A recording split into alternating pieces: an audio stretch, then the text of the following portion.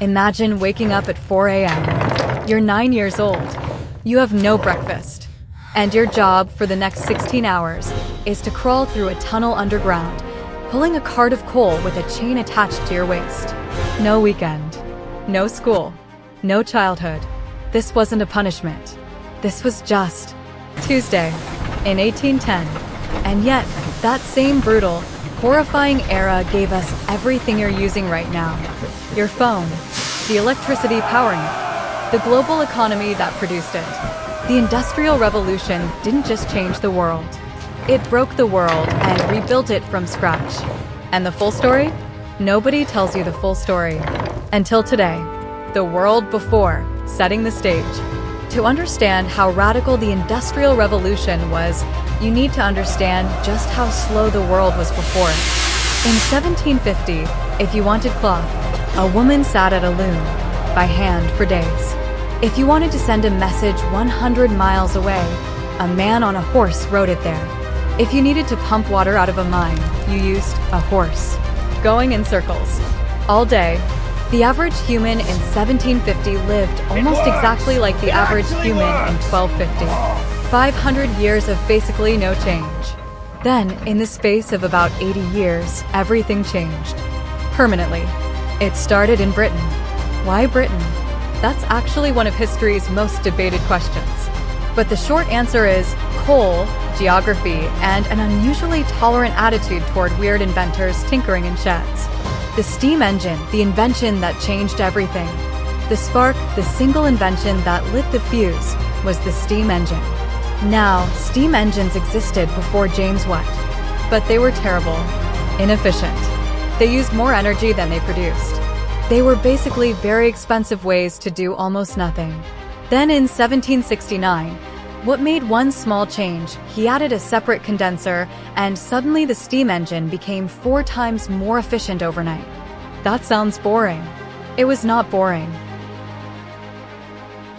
Because now, for the first time in human history, you could convert heat into mechanical power at scale. You didn't need a river to power a mill.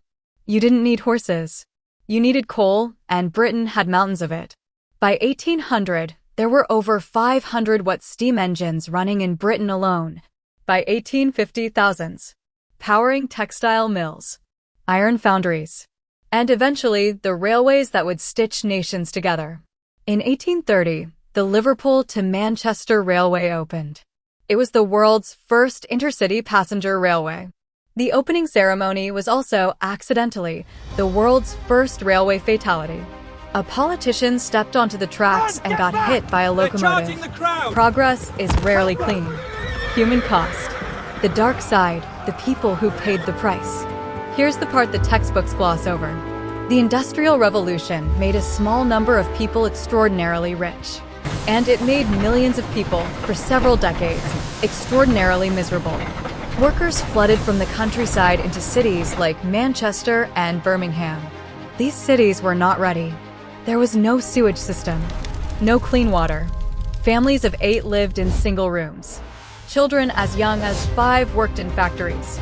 Life expectancy in Manchester in 1840 was 28 years. Not because of war, because of poverty, pollution, and disease packed into filthy, overcrowded streets. Factory owners had almost 0 legal obligations to workers. You could be fired for being 1 minute late. Wages were set by the owner, not negotiated. There was no minimum wage, no sick pay, no concept of a weekend. A parliamentary report in 1832 found children as young as 6 working 14-hour shifts in cotton mills, standing on their feet the entire time, in 80-degree heat, breathing cotton dust that would destroy their lungs by age 30. And when workers tried to fight back, in 1819, 60,000 workers gathered peacefully in Manchester to demand better conditions. The cavalry charged them. 18 people were killed. 700 were injured.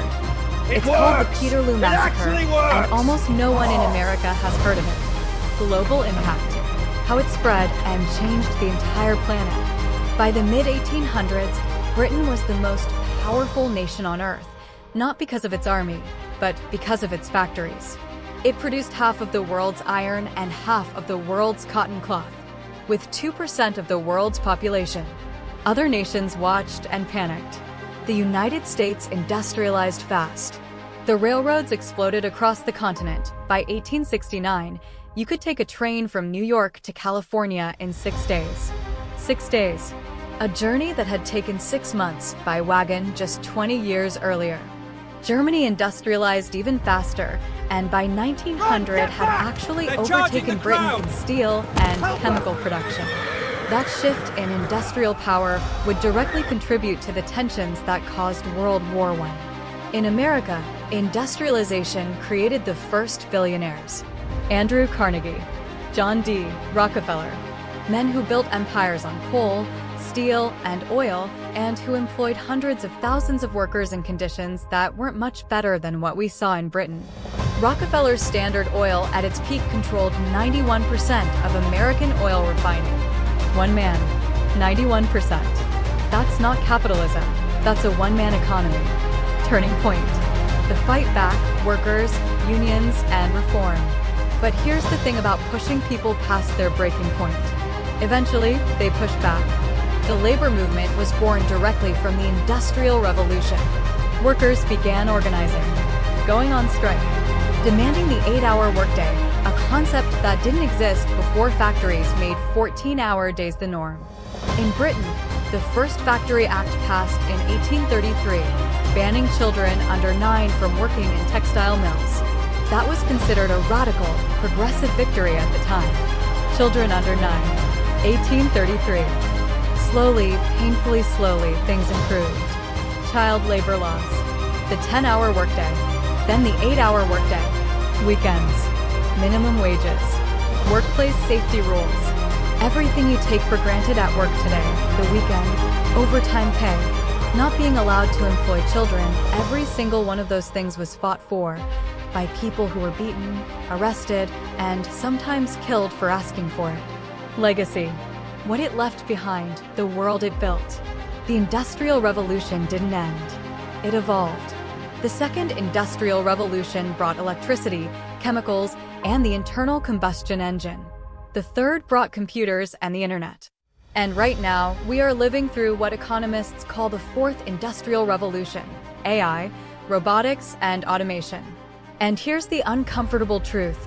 The same debates happening in 1820 are happening right now. Who benefits when machines replace human labor? Who gets left behind? How do you protect workers when the technology moves faster than the laws? These are not new questions. We just forgot that we already asked them 200 years ago. In 1811, a group of English textile workers called the Luddites smashed factory machines that were taking their jobs. Today, Luddite is an insult. We use it to mean someone who is afraid of technology. But those men weren't stupid. They were watching their livelihoods disappear in real time, with no safety net, no retraining, and no one in power who cared. Sound familiar? The Industrial Revolution is the reason you're alive, statistically speaking. Global population was under 1 billion in 1800. It's over 8 billion today. That's only possible because of the food, medicine, and infrastructure that industrialization created. But it's also the reason the climate is changing. The reason income inequality looks the way it does.